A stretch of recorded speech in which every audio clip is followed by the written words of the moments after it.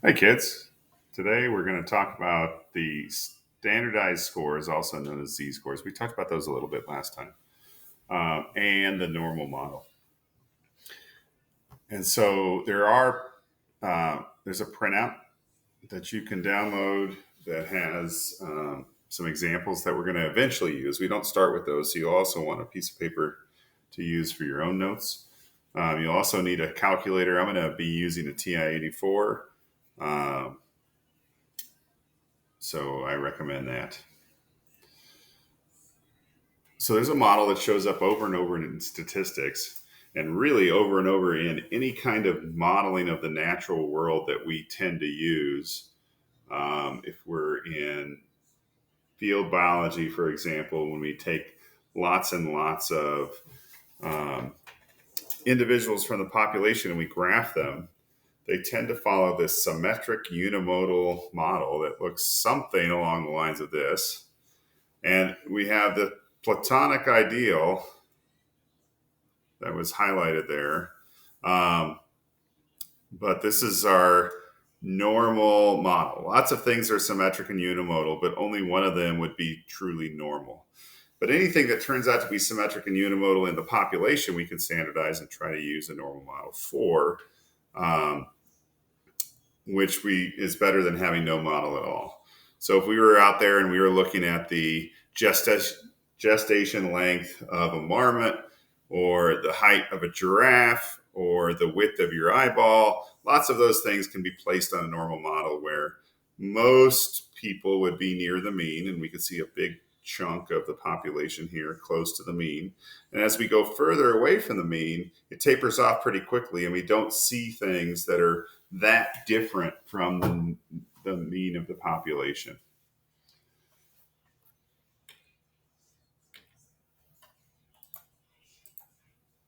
We use the normal model to approximate actual distributions that are unimodal and roughly symmetric. So it's not going to be exact, but it's better than nothing. And when we're using this normal model, it's very specific to the proportions that we would see, this area under the curve, which is like a calculus concept, but no calculus is going to be required for what we're going to do in this class. So if we start and we know that the mean here is in the middle, so this is some kind of normal model, and a lot of times we use um, some notation here. We might say this is normal with a mean of mu and a standard deviation of whatever sigma is here. So we look at this and we say, okay, well, here's my mean. And if I go one standard deviation to the right or one standard deviation to the left, that's going to be 68% of all the observations that would happen in that population. If we go out two standard deviations, we get to 95% of the population. 95%, that's almost the entire population, happens within two standard deviations. This is a common phrasing that we use. Within two means two to the right or two to the left. So we get four standard deviations in total here. 95% of all our populations. So that's kind of a benchmark of whether or not we would accept a normal model or not. Does the population look like that? And then 99.7% of all observations fall within three standard deviations of the mean. 99.7% is almost the entire population, right? We're really not leaving out that much. We have 0.0015 here and 0.0015 here for the entire rest of the population. Multiple standard deviations below or multiple standard deviations above. That's really amazing. So we get a lot of the population. So what we do as statisticians, we say, well, if they go past three standard deviations on the high end or the low end, we would call anything out here an outlier. Okay, anything beyond three standard deviations above the mean.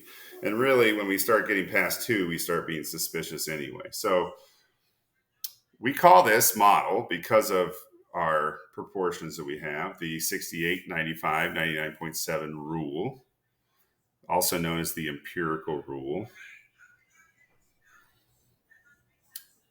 And so we're going to do some modeling with a familiar um, character that we had when we were learning about z-score. Here we have Delilah, and we're talking about adult female walrus weights that are approximately normally distributed with a mean of 812 kilograms and a standard deviation of 67 kilograms. So we go back to this and we think, oh, the mean here is in the middle. So is the median if it's symmetric.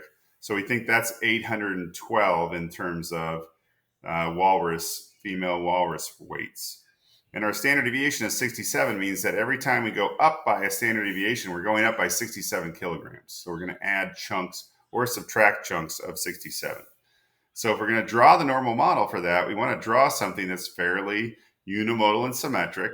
Really important when we draw this that we see some inflection here around one standard deviation. We can see a point of inflection where it stops being concave up and starts being concave down.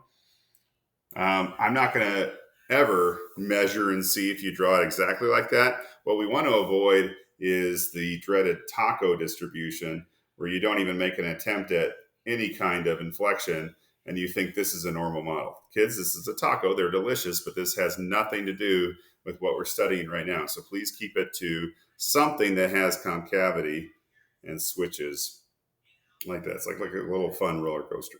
Whee! Okay. So when we draw this for our walruses, it's going to look something like this. We draw our unimodal symmetric distribution, and I break up my x-axis, 1 standard deviation, 2, 3. Of course, this keeps going. This is even probably a little bit far because this looks like there'll be 4 standard deviations maybe. So really, your curve could come through here and really approach the axis a lot quicker. But generally, we put our mean in the middle and then we just start adding 67, adding 67, adding 67 because this is a normal model. So this is telling us what kind of model with our mean and standard deviation that we had before. Somewhere near the peak of the distribution, we usually notate what this looks like. You should pause the video and make sure you get this down if you haven't gotten it yet. And then we have labels here. Walrus weights would be also good. Female walrus weights even better. So if we were going to use the empirical rule, the 68, 95, 99.7, we know this is 68%, and we can use that to calculate some things. So let's say we had a question like, what proportion of walrus weights is between 812 and 879? And sorry, I didn't animate that in the right area or right order, but between 812, which is the mean, and 879, which is 1 standard deviation above the mean, we know we can split this up. It's symmetric. We could fold it in half. We could say, oh, this is 34% over here. This is 34% over here. So 34% is the proportion of walrus weights between 812 and 879. Now, when we get further in, about one example really, we're actually going to write these as probability statements, regardless of how the question is phrased.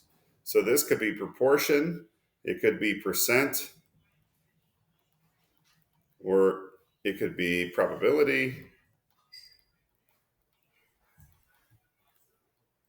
or it could be area under the curve if we're seeing that. We don't really see this one very often, right?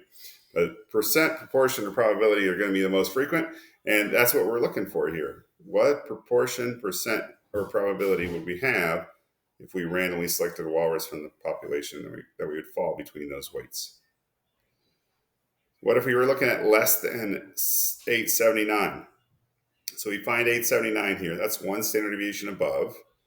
And we would look at, okay, well, I know that this from 879, this half of my curve, all of this, is half the curve, right? That's half the curve. So we have 0.5 over here.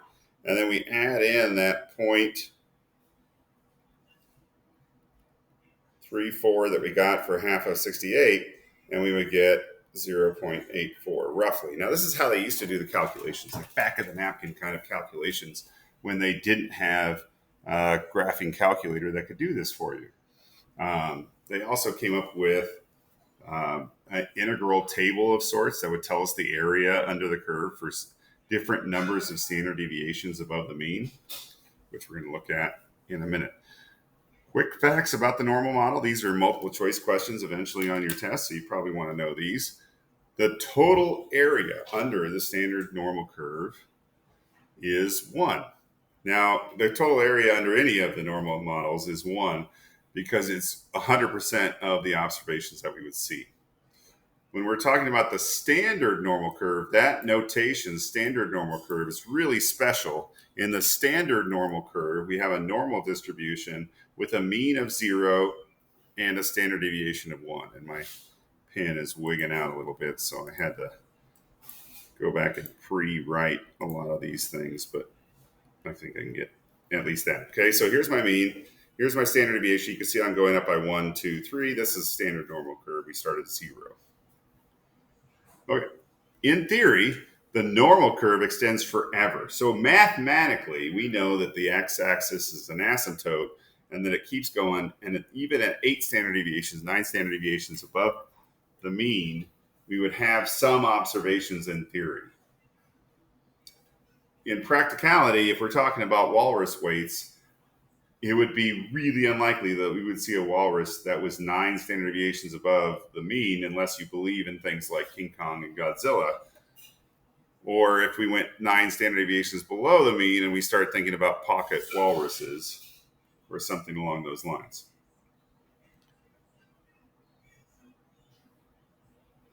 Here's our standard normal curve, mean of 0, standard deviation of 1. And if we find the z-score, what we're describing is the number of standard deviations above or below the mean when the mean is 0.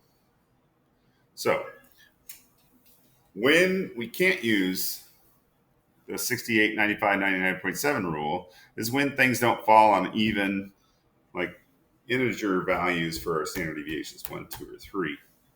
So we might have something where we could use the z-table, which I'm going to show you, but we actually won't. We're going to use a calculator. So just this is more historic than anything else. Here's an integral table. This tells me the area under the curve for the shaded area.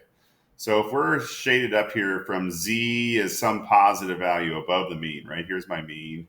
And we go up to the right of the mean something.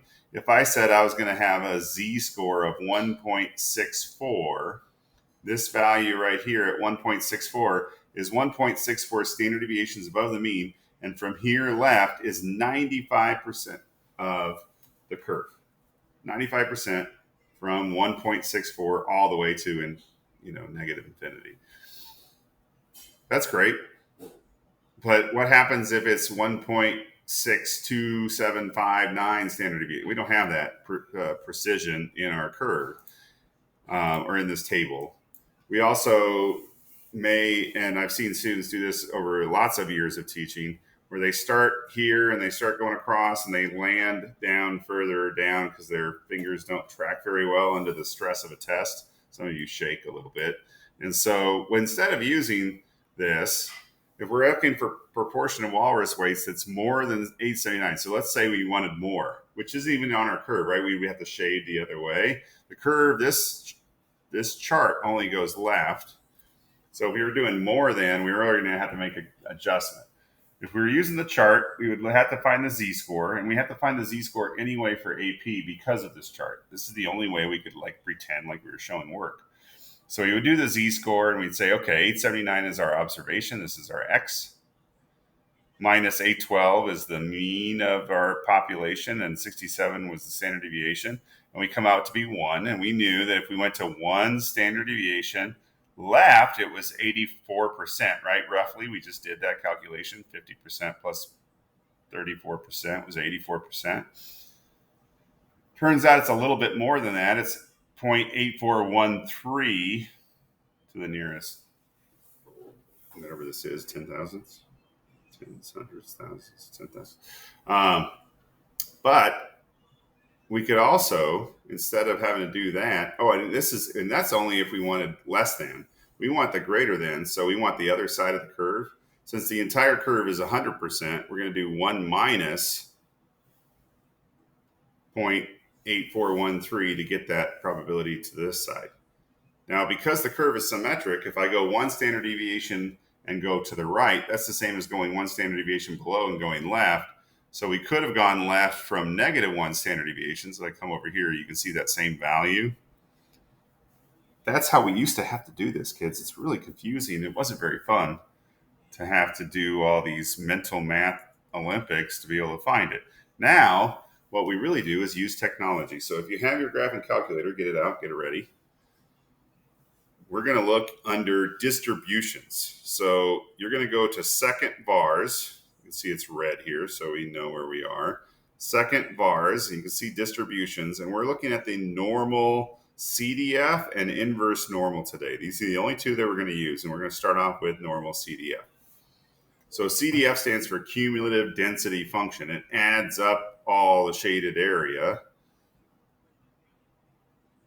And if you have a really fancy calculator like the ones we use in class, they may have some more features, but all the TI-84s work this way for CDF. So we're going to go with our lower value, which if we were shading to the right, this would be 879, and we go to the highest end, right?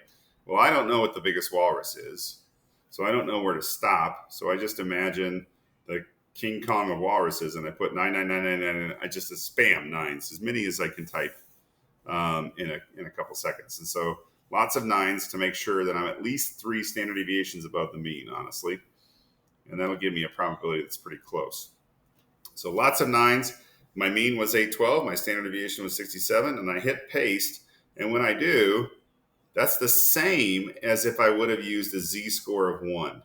So it's the same as if I used a standard normal curve, mean is 0, standard deviation of 1, and I go from 1 to 99999 on a standard normal curve. Either way, either using 879 or 1 standard deviation, I get the same probability of 0.1586. Now, please notice, or 87 if we round, this is with a mean of 0 and a standard deviation of 1. I'm 1 standard deviation away. This is with a mean of 812 and a standard deviation of 67. And if I add 67, 812, I'm 1 standard deviation away.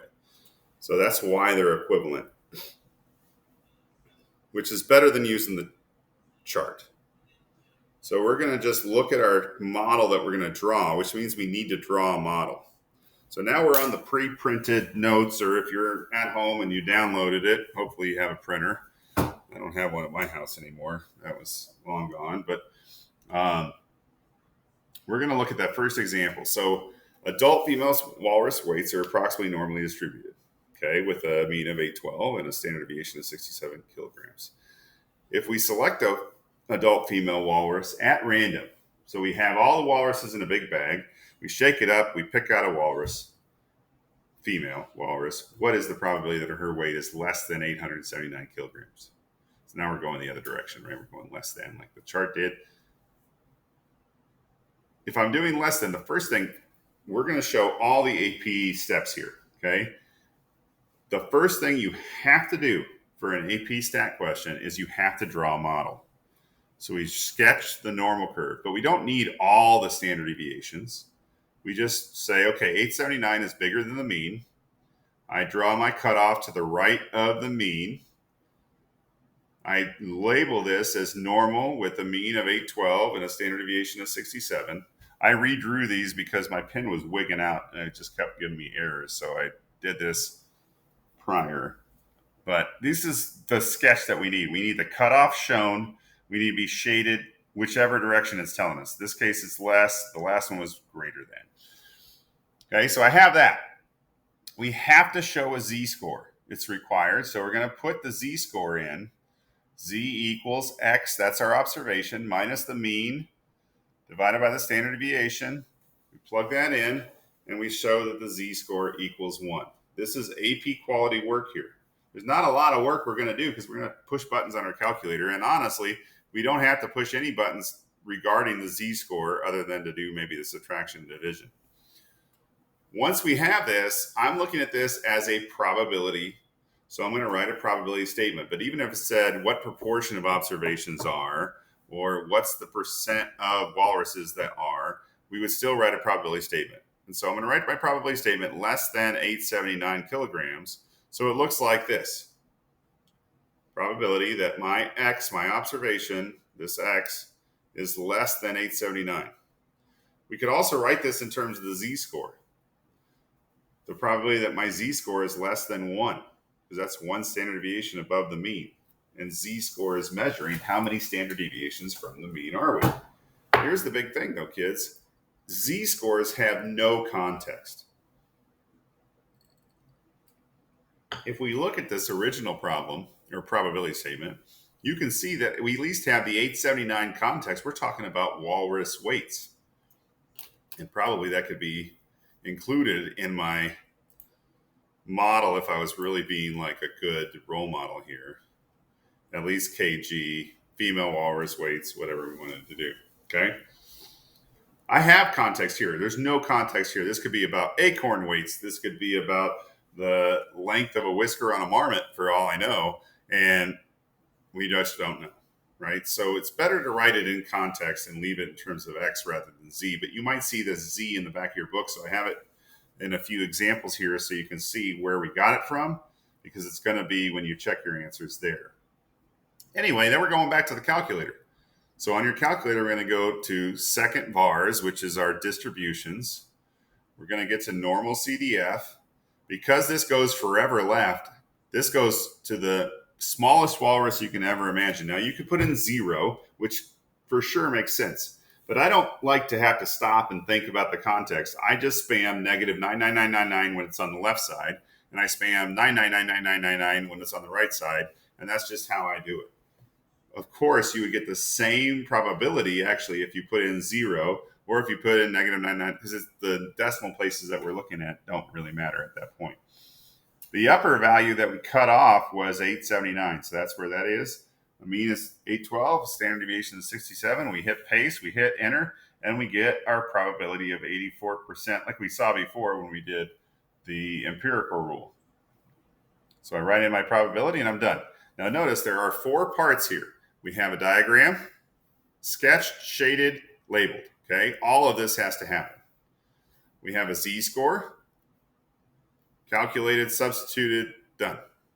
We have a probability statement, and then we have the correct answer. The correct answer is only 1/4 of the credit that you're going to get. And there's several free response questions that are going to be like this.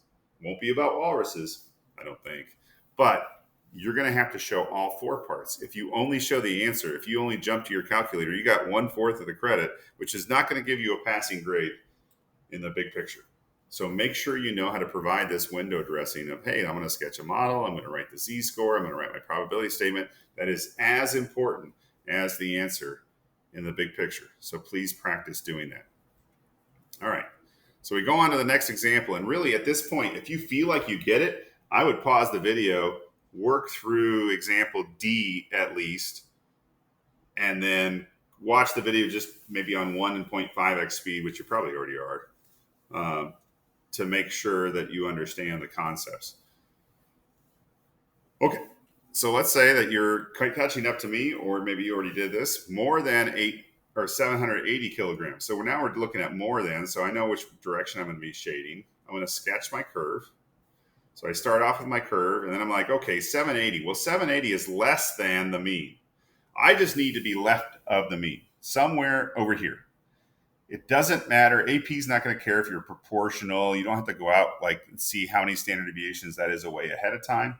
I'm just going to draw left, and then I'm going to shade right because we're doing more than. So I cut it off somewhere left of the mean, 780, and then I shade it to the right. This is an AP quality graph. Then I'm going to do the z-score. Again, z equals x minus mu over standard deviation. Here my observations are 780. So I type in 780 minus 812 over 67, and I get my z-score. So I have 2 of the 4 parts already, and not very difficult. Again, we don't have to use the z-score. We could if we used a standard normal curve, mean of 0, standard deviation of 1, and we would get the same probability. I'm going to write my probability statement. I like to leave it in terms of x. The back of the book will also show you the probability in terms of z. Please keep using context. This has context. We know we're talking about walrus weights. This is the one that we want to see. This one's still acceptable, just scrubbed of all context. Then we use normal CDF. Our lower value that I shaded here was 780. The upper value is that 99999 again. Mean of 812, standard deviation of 67, and I got 0.6835. So there's my answer, and I'm done. Look, 1, 2, 3, 4 parts. In part C, we have one that's less than 600. Now, if the mean is 812 and our standard deviation is 67, we start subtracting 67s. 600 is really small, so I made a small walrus on this one. We're going to draw our model, and 600 is going to be way left of the mean. Now, again, you could put 600 really right here, and they wouldn't take off, but it's going to be way over representing where 600 would be on this number line. Way down here is still probably over representing where 600 is. 600 is probably further down. So 600 kilograms or less, right? So it's 600 or less. I'm going to write my z-score. Plug in 600 for x, 812, 67, and I get a z-score of negative 3.164. Negative 3. Now, right now, your spidey senses should be tingling. You're like, oh, 3 standard deviations away from the mean. That walrus is an outlier. Or any walrus that we would randomly get that would be less than 600 kilograms, definitely an outlier. So we don't think we're going to see those very often. And I'm expecting kind of a low probability. I write my probability statement, either in terms of x, please, in terms of x, or z. And then I do my normal CDF on my calculator. And when I get back a number, kids, this is the most dangerous thing that happens in this unit. When we have something that's really, really small, because this is really unusual, really unlikely to happen, the number that we first see may look really big, 7.7. What? Probabilities are going to be between 0 and 1. And students that are stressed out during a test will just look at this and write down a chunk of this answer and get it wrong. This is in scientific notation, but you got to recognize that it's scientific notation in terms of what the calculator likes to tell you. This e negative 4 could be written as times 10 to the negative 4th. And this is an acceptable answer for AP. That's fine. You can use scientific notation. You can't use e, but you can use times 10 to the negative 4th. Or we can move the decimal over 4 places. And if we do that, we're going to have 0.00077, round this up to 7. That's close enough also.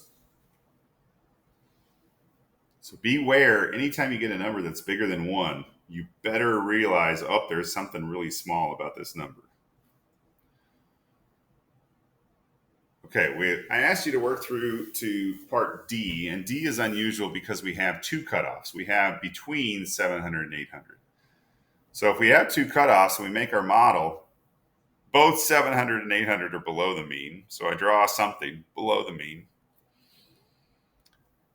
And I have to have 2 different z-scores because I have 2 different cutoffs. So when I put in my z-scores, I'm going to have to do this substitution twice. So I'm going to put one in for 700 for x, one in for 800 for x, and I get 2 different z-scores. We have to show that work. I know I'm not using these z-scores. If we use the chart, we could certainly look up negative 0.17 or 18 and negative 1.67, and we could get to probabilities. And then what we would do, we would take this probability for the big one and subtract the probability for the little one, and we'd be left with the in-between. That's what we used to do. But now we get normal CDF on our calculator. So once we have this, let's write a probability statement. This is for all the cool kids right here, between 700 and 800. If you're not good with the math notation, you can really just write the probability. Don't do this on the problem prompt, but you could rewrite it and then have words. Okay, so between 700 and 800 is completely okay for AP. I don't suggest you do that on the problem prompt, but you can do that down here where the answer is going to be, and that would still get you full credit. So that's fine.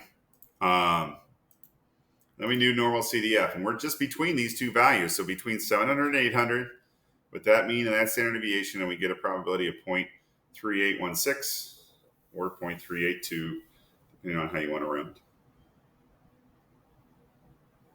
Okay, part E is a similar problem. So if you haven't done part E yet, pause this, go ahead and try E on the notes. If not, you can watch. When we get to E, we're also between 720 and 785. Now, 720 and 785 also below the mean. So it's going to look very similar to the last one. We're going to sketch our curve. We're going to show two cutoffs and shade it. We have to do two different z-scores again. So, okay, we're going to plug in 720 for x. We're going to plug in 75 for another x. We get our two z-scores. All of this is required. This is window dressing for AP, showing the z-scores, showing our curve, sketch shaded. We're going to write a probability statement between 720 and 785. And then we use normal CDF, and we get 0.28 or 2586. So there's my probability. So at this point, we've done three different types of probability problems where we're looking at less than, we're looking at greater than, we're looking at between. Between is a little bit more tedious because we have to do two z-scores, but that's what we've been doing so far. Now we're going to learn how to go backwards. So we're going to use the z-table in reverse. Now this is again a historical record. So if we were using this table and we wanted to know what is the 60th percentile, what z-score would give us the 60th percentile, we'd have to hunt and search and be like, all right, well, let's look for 0.6. And we keep looking for 0.6 and we get to something and we're like, oh, this is pretty close, right? This is 0.13 away. This is 0.26 away. We're going to go with that one. So we circle that one. And then we say, okay, well, that z-score is 0.25. We have to add that, 0.25. All right. So we get that z-score and write it down and we use it for whatever we're going to use it for. What about the 10th percentile? Well, the 10th percentile is the lower 10%, right? 60% here, 40% up here, 10% down here, 90% up here. 10 percentile is below the mean of 50. So we come out in here, we're looking for 10%. Now, sometimes kids screw this up and get like the wrong decimal place. So 10% is 0.1. So we're looking for something close to 0.1. And we get down here and we think maybe we found it. 0.09. Go in the wrong direction. 0.9. Oh, right there. Look at that. That's pretty good. So we find that one. And we say, okay, that's between negative 1.28. So the z-score is negative 1.28. Now that's great, but the calculator is going to give us this a lot faster and with less error. So this time we're going to use inverse normal. Anytime we're going backwards, we're going to use the inverse, right? So we're going inverse normal to go backwards. We put in the area to the left if, and I'm just doing this 10 percentile one, if your calculator has left, center, right. Okay, I'm doing left because the older TI-84s don't have this option. They only go left, just like the chart. So if yours doesn't have this, it's going to go left every time. If you have left, center, right, you can decide I'm going to put in 0.1 left or I'm going to put in 0.9 to the right. Center is not applicable in this example. And so at this point, I put it in and I get negative 1.282, which has a little more precision than negative 1.28. And we could really go even further.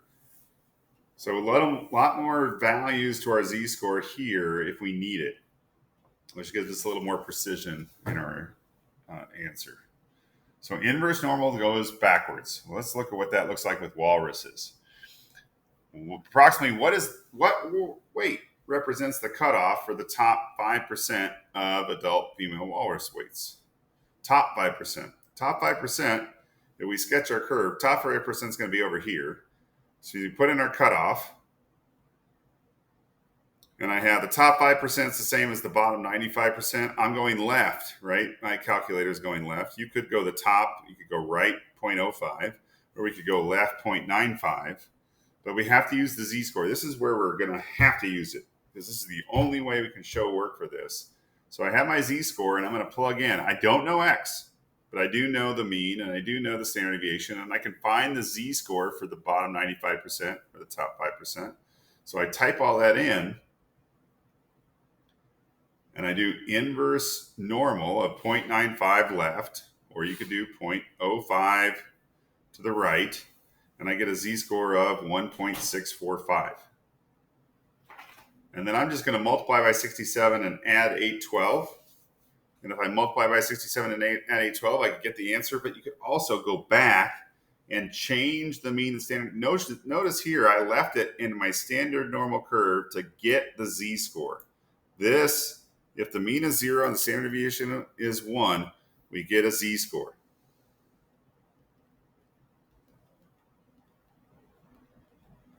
If I go back and I say, all right, I'm going to put the actual mean and standard deviation in, now I'm going to get x.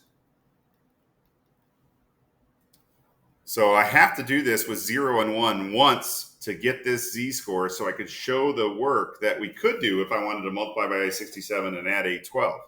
Or I could leave it like this and just go back and type it in again with the actual mean and standard deviation, and it's going to give me an x value of 922.205. Either way, you should have gotten 922.205 if you just multiplied and you left all these digits here. If from here, from this step, if I just do times 67 plus 812, we get the same number. So we're doing the inverse normal. We're using our z-score to find the x value. You can try the next example if you'd like. Pause the video and try it out. Or conversely, you can watch me do it. We're going to look at the bottom 20%. So the cutoff is going to be below the mean, the bottom 20%. So we sketch the curve again, 20% somewhere to the left of the mean. We put that cutoff in, 20% left or 80% to the right. Either way, you're going to do it on the calculator. Here's my z-score. I can plug in most of this, x minus 812 divided by 67, and then I have to do inverse normal again. 0.2 to the left, and I got negative 0.8416. Again, multiply by 67, add 812, or go back and recalculated it with the new mean and the new standard deviation, and I get 755.611 kilograms. That would be the cutoff that would separate those two. Now, kids, the next example is a very, very common classic. It's one that AP and IB, if you're in IB, likes to ask about the normal distribution. So we're going to ask about IQR. Because IQR is for medians, and you understand that the median and the mean are the same in a symmetric distribution. So we know where those cutoffs are going to be. So I sketch my curve, and then I decide, you know what? I can cut this into 25 and 50 and 25, and I could put in the quartiles. Here's Q1. Q2 would be right in the middle where the mean goes. Q3 is right here. That separates the top 25% from the bottom 75%, right? If we went from here left, that's 0.75.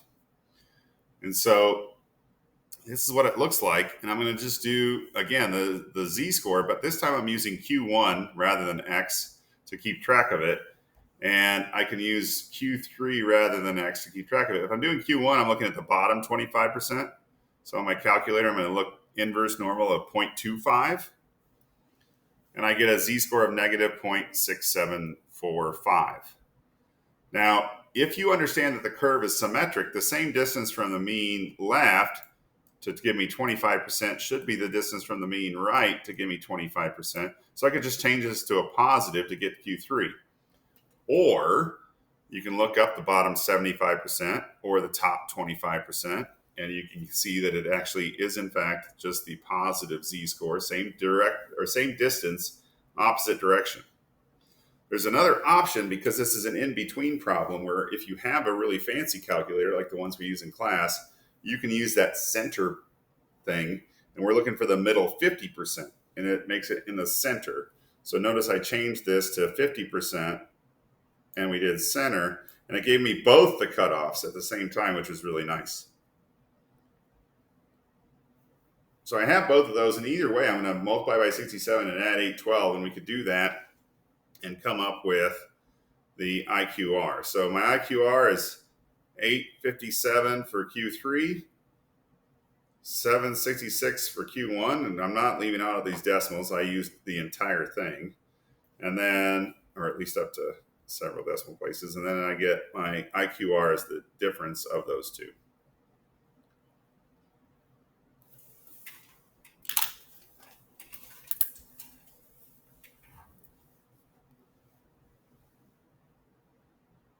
All right, kids, we made it to the last example.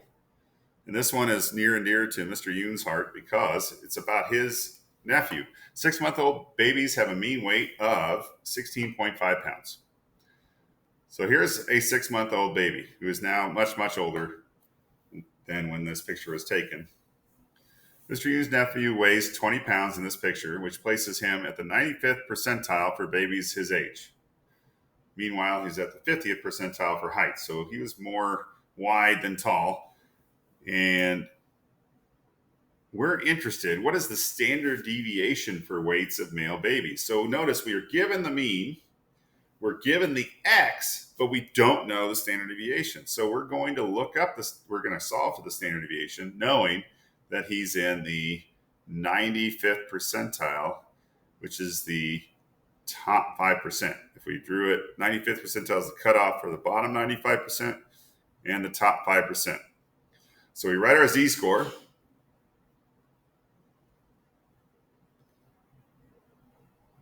We look up that bottom 95%. I think I have it on here somewhere, but maybe I don't. And then we solve. Apparently I don't. So this is inverse normal of 0.95 right there to get that z-score, which I think we did a little bit ago. All right, kids, thanks for hanging out through the notes. You should be able to do the homework now. The homework is entirely odd, which means that you can go back and check all the answers you need to check and make sure you're showing all the work. Most of these have 4 parts. Some of the ones that we're going backwards on only have 3. They would have a sketch, a z-score, and the x value, whatever we're doing here. All right, good luck with your notes.